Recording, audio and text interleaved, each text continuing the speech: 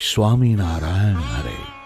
સંવંત 1876ના માગશર વદી બીજને દિવસ સ્વામી શ્રી સહજાનંદજી મહારાજ શ્રી ગઢડા મધ્યે દાદા ખાચરના દરબારમાં શ્રી વાસુદેવ નારાયણના મંદિર આગળ લીમડાના વૃક્ષ હેઠે ઢોલિયા ઉપર દક્ષિણાદે મુખારવિંદે વિરાજમાન હતા અને માથે ધોળી પાઘ બાંધી હતી અને ધોળો ખેસ પહેર્યો હતો અને ધોળી ચાદર ઓઢી હતી અને પીળા પુષ્પના તોરા પાઘમાં વિરાજમાન હતા અને બે કાન ઉપર પીળા પુષ્પના ગુચ્છ વિરાજમાન હતા અને તે ગુચ્છની ઉપર ગુલાબના પુષ્પ વિરાજમાન હતા અને કંઠને વિશે પીળા પુષ્પના હાર વિરાજમાન હતા અને જમણા હાથમાં ધોળું સેવતીનું પુષ્પ તેને ફેરવતા હતા અને પોતાના મુખારવિંદની આગળ મુનિ તથા દેશ દેશના હરિભક્તની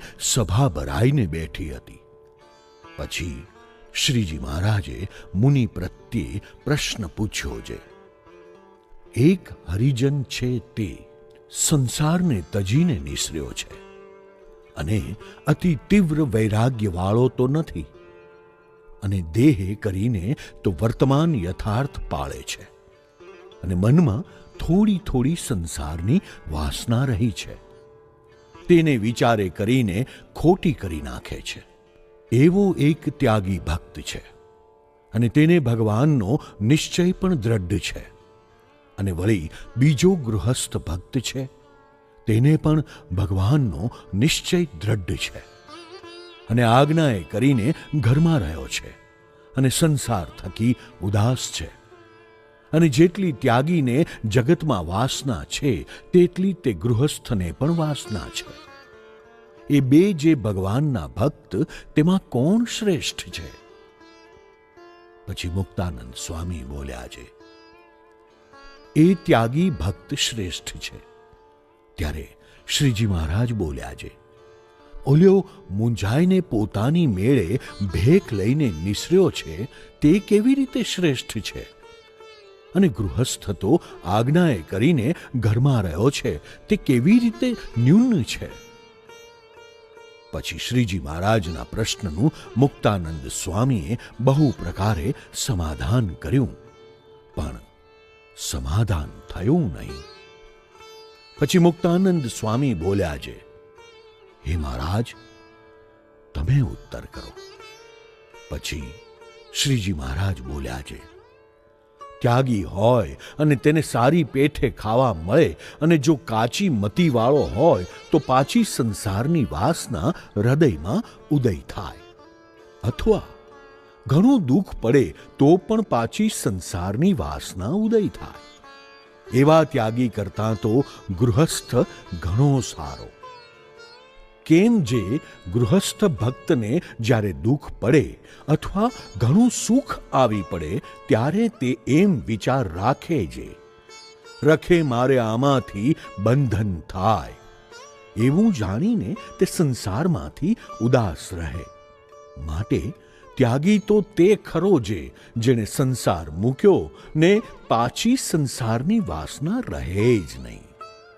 અને ગૃહસ્થ તો વાસનાવાળા ત્યાગી કરતાં ઘણો શ્રેષ્ઠ છે, જો ગૃહસ્થના ધર્મ સચવાય તો.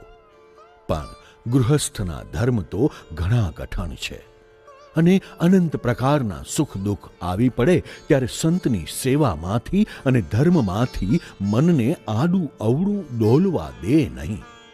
અને એમ સમજે જે સંતનો સમાગમ મળ્યો છે તે તો મને પરમ ચિંતામણી અને કલ્પવૃક્ષ મળ્યો છે. અને ધન દોલત દીકરા દીકરી એ તો સર્વે સ્વપ્રતુલ્ય છે અને સાચો લાભ તે સંતનો સમાગમ મળ્યો એ જ છે. એમ સમજે અને ગમે તેવું ભારે દુઃખ આવી પડે પણ તેણે કરીને પાછો પડે નહીં. એવો જે ગૃહસ્થ તે અતિશ્રેષ્ઠ છે. અને સૌ કરતાં ભગવાનના ભક્ત થાવું એ ઘણું કઠણ છે અને ભગવાનના ભક્તનો સમાગમ મળવો ઘણો દુર્લભ છે. એમ કહીને તે ઉપર શ્રીજી મહારાજે ભગવાન અને સંતના મહિમાના મુક્તાનંદ સ્વામીના કીર્તન ગવરાવ્યા. પછી મુક્તાનંદ સ્વામીએ પ્રશ્ન પૂછ્યો છે, શ્રુતિમાં એમ કહ્યું છે જે અંતે યા મતિહિ સા ગતિહિ. એવી રીતે કહ્યું છે જે અંતકાળે ભગવાનને વિશે મતિ રહે તો ગતિ થાય અને ન રહે તો ન થાય. એવો એ શ્રુતિનો અર્થ ભાસે છે. ત્યારે જે ભક્તિ કરી હોય તેનો શું વિશેષ છે? પછી શ્રીજી મહારાજ બોલ્યા છે, જેને સાક્ષાત ભગવાનની પ્રાપ્તિ થઈ છે તેને અંતકાળે સ્મૃતિ રહે અથવા ન રહે તો પણ તેનું અકલ્યાણ થાય નહીં. તેની તો ભગવાન રક્ષા કરે છે. અને જે ભગવાન થકી વિમુખ છે તે તો બોલતા ચાલતા દેહ મૂકે છે તો પણ તેનું કલ્યાણ થતું નથી અને મરીને યમપુરીમાં જાય છે. અને કેટલાક પાપી કસાય હોય તે બોલતા ચાલતા દેહ મૂકે છે. અને ભગવાનનો ભક્ત હોય અને તેનો અકાળ મૃત્યુ થયો તે માટે શું તેનું અકલ્યાણ થશે? અને તે પાપીનું શું કલ્યાણ થશે? નહીં જ થાય.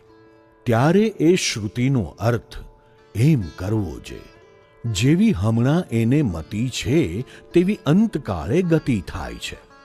માટે તે જે ભક્ત છે તેની મતિમાં એમ રહ્યું છે જે મારું કલ્યાણ તો થઈ રહ્યું છે તો તેનું કલ્યાણ અંતકાળે થઈ રહ્યું છે.